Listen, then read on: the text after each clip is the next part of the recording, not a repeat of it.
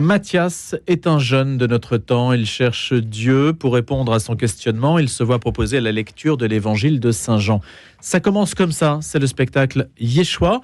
Vous avez connu les deux autres spectacles précédents dont on a abondamment parlé sur notre antenne. On va y revenir dans quelques instants. Mais Yeshua est le dernier volet de la trilogie d'Éric Libaud qui était venu en parler il y a quelques mois avant de dire que ce spectacle allait se trouver au Palais des Congrès le 25 et le 26 mai. Alors, on en avait parlé, c'est vrai, quand Éric Libaud était venu, mais comme le 25 et le 26 mai se rapprochent, eh bien, on en parle d'autant plus que c'est un événement important, qu'il y a 4000 places au Palais des Congrès, que ce n'est pas tous les jours qu'un événement de cette nature qui raconte les pages de l'Évangile, certaines pages de l'Évangile se trouvent ainsi portées en spectacle, mise en scène devant les Parisiens qui vont pouvoir s'y rendre. Plus de 160 personnes sont engagées dans la réalisation de Yeshua, 50 comédiens amateurs et professionnels, 2 heures de spectacle, 14 chants, et donc la figure de Mathias qui est avec nous ce matin, qui est incarnée par Adrien Pelon. Bonjour Adrien. Bonjour Ludofrène, merci de m'inviter. Eh bien, c'est nous qui vous remercions d'être avec nous pour nous en parler. On va vous situer quelque peu parce que vous êtes comédien professionnel. Oui.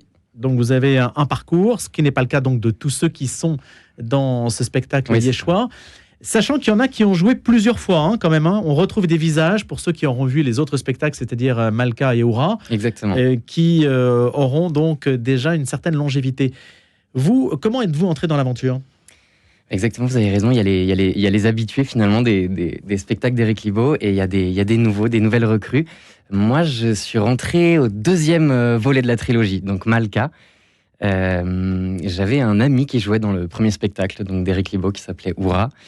Et j'étais allé le voir au Palais des Congrès d'Issy-les-Moulineaux. J'avais trouvé ça super chouette. Et ils avaient fait donc, ils m'avaient dit qu'il y avait un casting pour le prochain spectacle. Donc j'étais allé au casting et c'est comme ça que j'ai intégré cette chouette grande famille. Et là, tout de suite, ça a fonctionné. Et ça a fonctionné. Et j'ai joué d'abord le rôle d'un apôtre de lumière et puis le rôle du roi David. David dans Malka. Et maintenant, je suis dans Yeshua. Alors, Yeshua et Mathias a un rôle un petit peu extérieur. Exactement. Au début. Mathias, c'est une sorte de fil rouge. Mathias, c'est un comédien. Dans le spectacle, c'est un comédien, un chanteur qui enchaîne un peu les spectacles.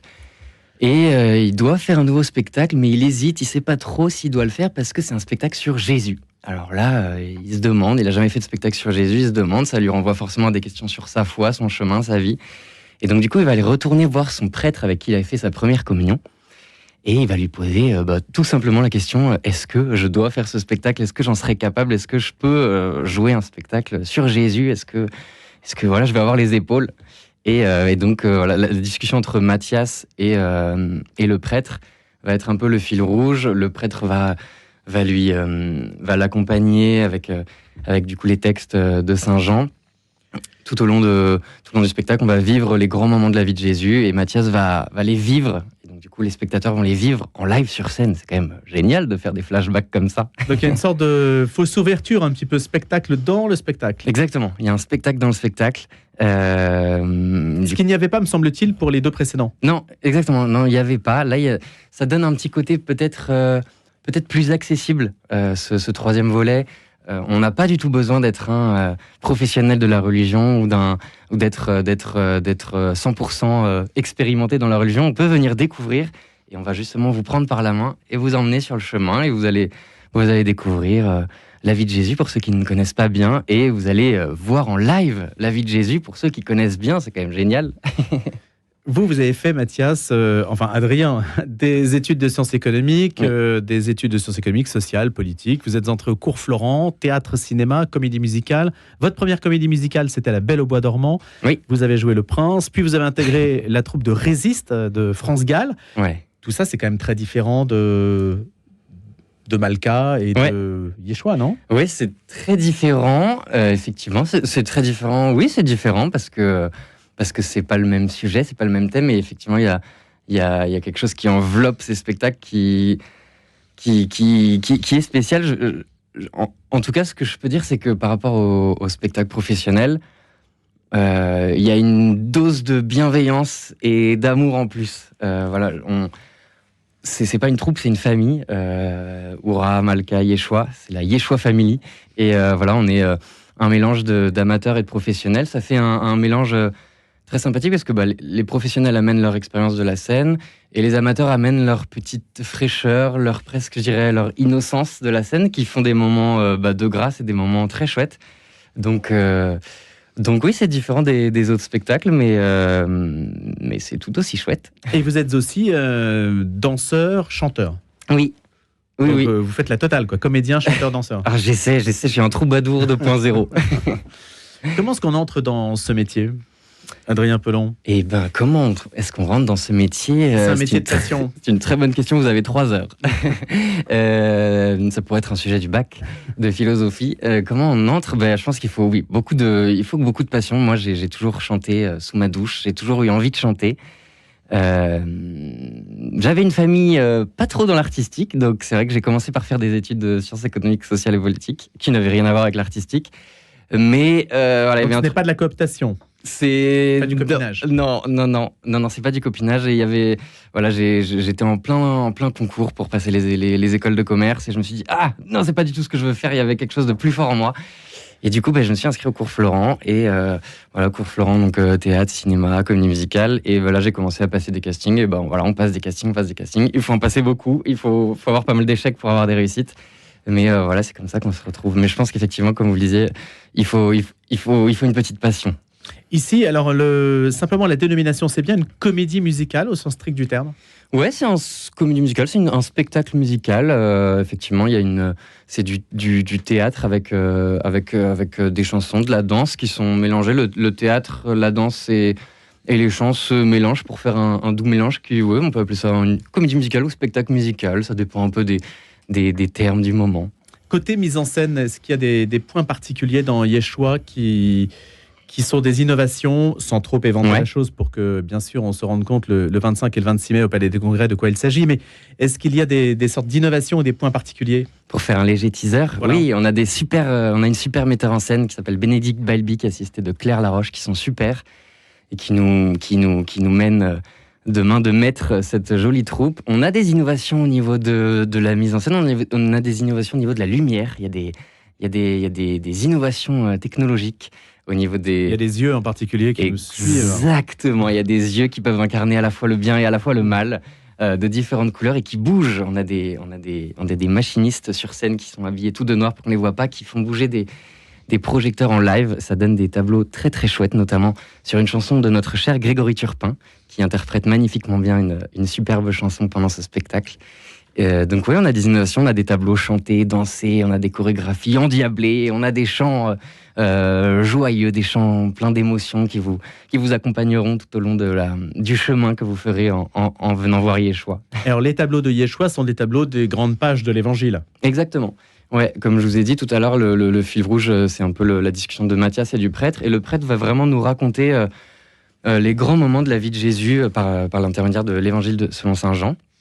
Et donc on va avoir les grands moments, on va avoir les noces de Cana, on va avoir la Samaritaine, la femme adultère, la distribution du pain, tout plein de scènes, le chemin de croix, évidemment, qui est un moment très très fort du spectacle, très intense. Il y a comme... Et là aussi, le jeu de lumière est très important. Oui, exactement. Le jeu de lumière est très important. C'est vrai que c'était une grande question, parce que c'est difficile de représenter sur scène le chemin de croix de Jésus. C'est compliqué. Comment on fait? Est-ce qu'on met Jésus en action? Est-ce qu'on le fait avec l'ambiance sonore et lumineuse? Et c'est vrai que ce moment, c'est une douce parenthèse. Alors douce, je ne sais pas si on peut dire douce, mais en tout cas, c'est une intense parenthèse dans le spectacle. Et c'est vrai que les spectateurs nous le disent assez souvent. Et il faut que ça reste un spectacle. Et il faut que ça reste un spectacle. Donc, même si c'est une page tragique, il faut pouvoir exprimer il faut que ça s'exprime avec les codes contemporains. Bien sûr. Oui, bien sûr. Sinon, ce serait interdit au moins de 74 ans et on ne pourrait accueillir personne. Mais effectivement, il faut que ça reste un spectacle. Donc, c'est un moment forcément un peu dur. Mais évidemment, il y a des moments plus joyeux juste après. Donc, on retrouve la lumière très, très vite.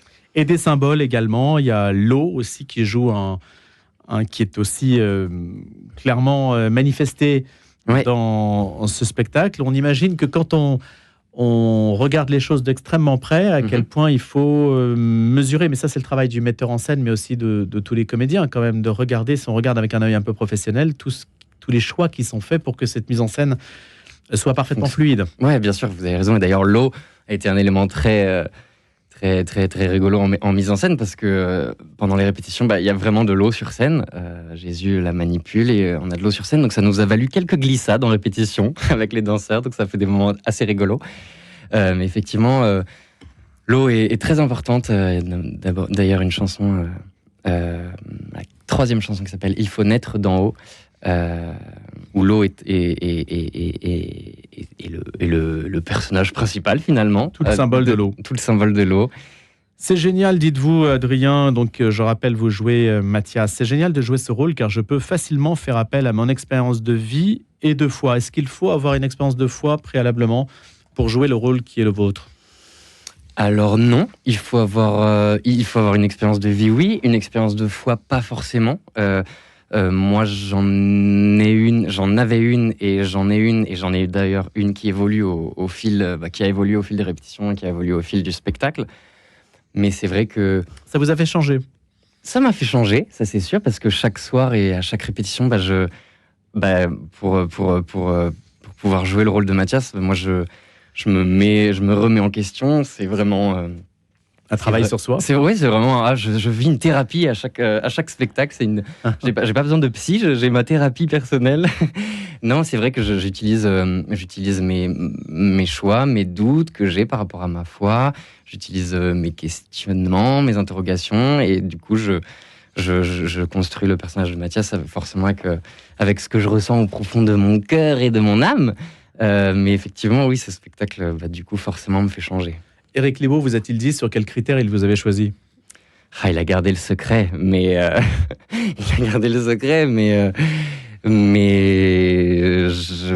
Parce qu'il a le sens quand même de viser juste, parce que pour le personnage de Jésus, c'est la même chose. Je crois qu'il a fait passer quasiment un seul casting. Ouais, c'est ça. Et c'est tombé sur Martin Haroche. Ouais, Martin Haroche qui joue magnifiquement bien le rôle très important de notre Jésus.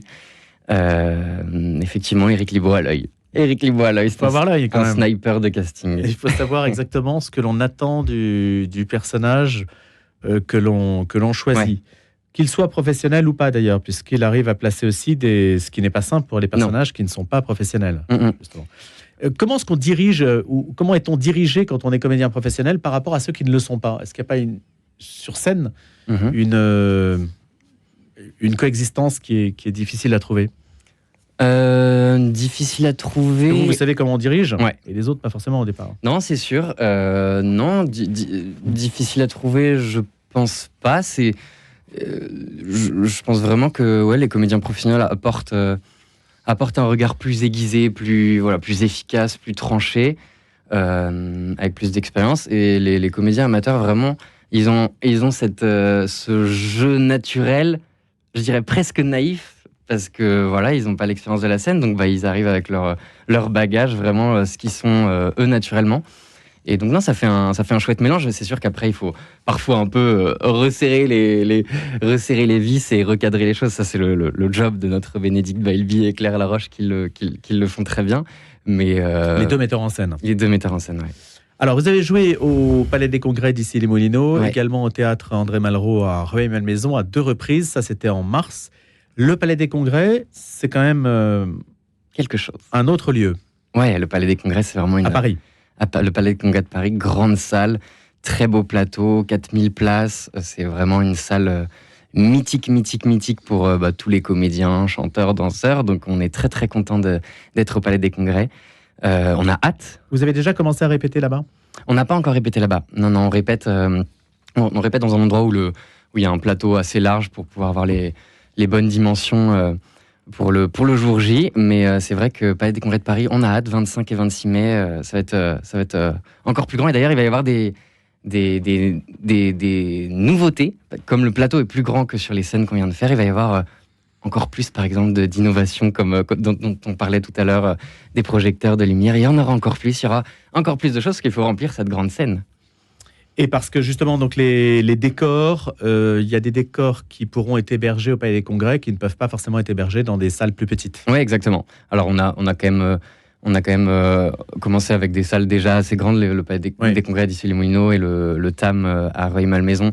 était déjà grande, mais c'est vrai que le Palais des Congrès c'est encore plus grand, donc forcément il faut s'adapter, il faut adapter les décors, il faut adapter la mise en scène, il faut prendre plus l'espace et remplir plus la magie de cette belle salle. Savez-vous s'il y a des réalisateurs complètement extérieurs au monde chrétien qui sont venus voir ces spectacles et qui savent comment, dans les milieux culturels, évaluer un spectacle et qui vous en ont parlé? Ah oui, moi j'ai eu des, j'ai eu Des retours en fait. Oui, des contacts et des collègues du milieu artistique qui sont venus et franchement. Et alors?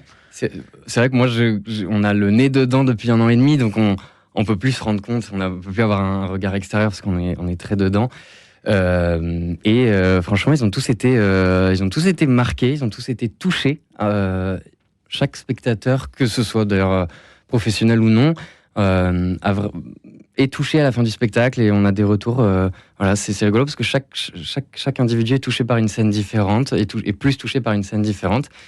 J'aurais tendance, Adrien Pelon, à penser que ce type de spectacle s'adresse davantage presque aux personnes qui n'ont pas de rapport direct, ou même de contact culturel avec le christianisme, puisque les pages évangéliques décrites sont quand même connues de beaucoup de chrétiens qui vont donc redécouvrir des pages qu'ils connaissent et voir une mise en scène originale qu'ils n'auraient pas soupçonnée. Et donc ça fait travailler leur imagination. Mais ceux qui ne les connaissent pas du tout découvrent pour le coup totalement une écriture, une parole.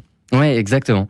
C'est pour ça qu'au début on disait que c'est pas forcément un spectacle réservé. C'est même pas public, du tout un spectacle réservé aux professionnels de la religion. Pas du tout. Pas du tout. Et vraiment, effectivement, vous avez très bien résumé. On va vous engager pour les teasers. Pourquoi pas. Effectivement, les personnes, les personnes déjà sûres de leur foi, très croyantes, vont effectivement assister, vont avoir un visuel de ce qu'ils ont déjà beaucoup entendu, beaucoup lu, beaucoup discuté, débattu. Et les personnes pas du tout pratiquantes vont vraiment découvrir un chemin et, comme on le disait, avec une approche qui est vraiment grand public. On n'a pas du tout besoin d'être croyant pour venir voir le spectacle. On va vous emmener et vous allez le découvrir et vous allez passer un bon moment en tout cas. Alors, Yeshua, Amour et son nom, c'est donc le 3e volet de la trilogie d'Éric Libaud. Venez et vous verrez, c'est ainsi que les choses sont présentées. Alors, on verra et on ira. Ah bah oui. Et à plus forte raison, si des places vous sont proposées, on s'est entendu là-dessus, Adrien, ce matin, c'est de faire gagner 2 places pour le 25 mai et 2 places pour le 26 mai. Ouais. Et donc, on va dire que c'est une place pour 2 personnes. C'est 2 personnes qui vont donc répondre à la question que vous allez poser. 2 questions que vous allez poser, une pour le 25 et une pour le 26. Et vous m'écrirez donc à louis.dauphren@radionotre-dame.com. On a l'habitude de faire ça, vous êtes habitués si vous nous écoutez régulièrement. Et donc, 2 questions. La première pour le 25 mai, ce sont des questions qu'on a voulu pas trop difficiles quand même pour que ce soit accessible et justement grand public. Je vous laisse poser la question, Adrien. Attention, roulement de tambour, Louis. Tiens, j'aurais pu préparer ça. On aurait pu demander à Jean-Paul un petit roulement de tambour. Alors, pour le 25 mai, les amis, il va falloir nous envoyer le titre des 3 spectacles d'Éric Libaud. Il y a une trilogie. Il y en a eu un premier, un deuxième. Et celui-ci est le 3e, je ne donne pas son nom, mais ça c'est facile, je pense que vous l'avez sous les yeux. J'espère. Voilà, le nom des 3 spectacles d'Éric Libaud pour 2 places pour le 25 mai. Sachant qu'on peut donner quand même des dates, dans la mesure où le premier spectacle remonte à plus d'une dizaine d'années maintenant. C'est ça, ouais, ça doit faire, oh là là, je ne saurais pas précisément, mais je pense 10-11 ans. Ouais, c'est ça. À peu près, donc on ne va pas donner les noms, parce qu'il faut répondre correctement. Donc les 3 noms, les 3 spectacles d'Éric Libaud. Ça, c'est pour le spectacle du 25 mai, Palais des Congrès, à 20h30. Et le 26 mai, à 15h, toujours au Palais des Congrès, donc à Paris, je le précise. Eh bien, une autre question, Adrien. Pour le 26 mai, on va faire un petit jeu, en musique. Je vais chanter un petit extrait d'une des chansons du spectacle, qui est maintenant sur toutes les plateformes. Donc, vous pouvez tricher et aller voir sur les réseaux. Et vous allez devoir nous donner le nombre de chanteurs ou de chanteuses qui chantent cette chanson. Alors la chanson c'est « Il est vraiment vivant, il est vraiment vivant, ressuscité ».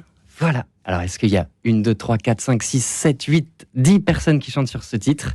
2 places pour le 26 mai. Voilà, il est vraiment, et c'est juste un chiffre qui accompagne l'interprétation que vous avez entendue à l'instant d'Adrien Pelon qui joue Mathias. Est-ce qu'on sait s'il y aura un numéro 4 après ? Ah ça. Parce qu'une trilogie, c'est vrai que ça sonne bien. C'est vrai qu'une trilogie, ça sonne très bien. Ça sonne Seigneur des Anneaux, ça sonne plein de choses. Ça, seules les profondeurs du cœur et de l'âme d'Éric Libaud pourraient nous répondre. Mais... Il consulte les personnages, les comédiens. Oui, il consulte les comédiens, il consulte la Yeshua Family. Mais c'est vrai que Éric, c'est le capitaine du bateau. Donc on ne sait pas encore quelle vague il va prendre après Yeshua, mais la Yeshua Family sera là. Il y a les textes et les musiques, puisque les musiques, c'est lui. Ouais, exactement. Les textes, les musiques, et après il y a toute une bande de personnes qui l'ont aidé après à mettre en musique et à arranger les musiques, notamment Thierry Mallet, Rémi Perron, Samuel Olivier, plein de gens. Et après, voilà, on a travaillé les chants. Il y a 14 chansons, oui, 14 chants dans le spectacle, avec 8 comédiens, chanteurs, comédiennes, chanteuses. Donc voilà, ça fait... Est-ce que le tournage a été filmé? Est-ce qu'on a les coulisses? Oui, on a plein d'extraits. Vous pouvez nous suivre sur les réseaux. Yeshua, le spectacle musical Yeshua est sur Instagram, où il y a plein de petites capsules. On peut suivre tout ce qui se passe pendant les répétitions. Il y a un teaser qui a été tourné, notamment aussi à Notre-Dame de Paris, qui est un très chouette teaser. Et il y a du coup les chansons du spectacle qui sont sorties maintenant sur les plateformes en ligne. Donc vous pouvez les trouver sur Deezer, Spotify, Apple Music, YouTube. Toutes les musiques sont sorties hier, donc profitez-en, vous pouvez aller les écouter. Y a-t-il des scènes qui ont été supprimées? Oh là là, oui. Vous savez, un spectacle, au début, c'est toujours trop long. C'est trop long. On aimerait tout mettre. On aimerait tout mettre. Et il y a trop de choses. Jésus a fait trop de choses. On ne peut pas tout résumer comme ça en 2 heures. Donc il a forcément fallu un peu rétrécir. Et au fil des filages, au fil des répétitions, c'est vrai que le jeu se rôde entre les comédiens, donc ça se rétrécit. Mais oui, il y a des scènes qui ont disparu, mais peut-être qu'ils vont réapparaître. Eh bien, pourquoi pas. Peut-être les remettre. En tout cas, il y aura des nouveautés pour les représentations du 25 et du 26 mai, ainsi que vous l'avez dit, Adrien Pelon. Merci beaucoup d'être venu, Mathias. Merci beaucoup, Louis Dauphren. Mathias dans le spectacle. Et donc, Yeshua, 25 et 26 mai au Palais des Congrès. Vous m'avez écrit à louis.dauphren@radionotre-dame.com pour les 2 questions qui ont été posées. Je vous souhaite une excellente journée et un bon spectacle. Merci, Adrien.